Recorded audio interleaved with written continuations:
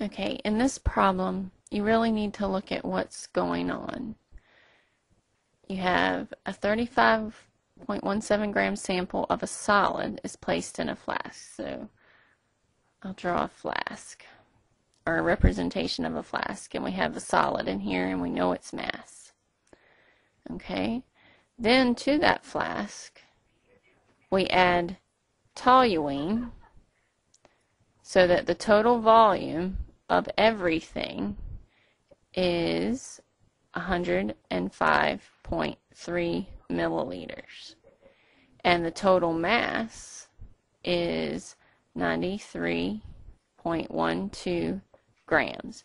And it also tells us that the solid is insoluble in the toluene. Therefore, they should not mix. So you would have to add their volumes together to get the 105.3 milliliters. Okay, we also know that the density of toluene is given to us. We need to find the density of the solid. So in order to find the density of the solid, we need the mass of the solid and the volume of the solid. Alright, so let's see what we know. We already know that the solid has a mass of 35.17 grams. We know the total mass is 93.12 grams. So with that information, we can find the toluene mass by doing 93.12 minus 35.17. We get 57.95 grams of toluene. We know the density of toluene. Alright, so the density of toluene, I'll put a T there, is equal to its mass over volume, and that is 0.8434 grams per milliliter. Well, we know how many grams of toluene we have, so the volume is equal to the mass over the density.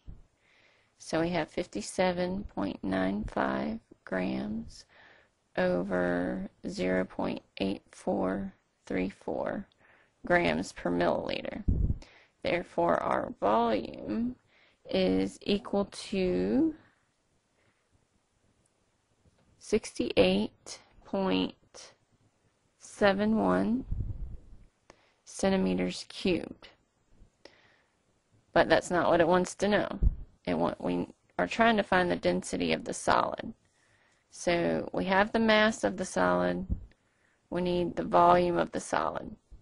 I know the total volume, so I had to find out the volume of the toluene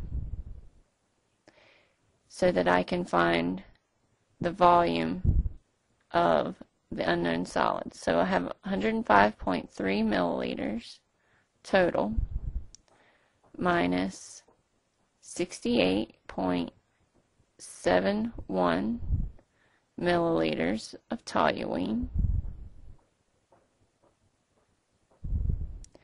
And that gives me 36.6 milliliters of solid.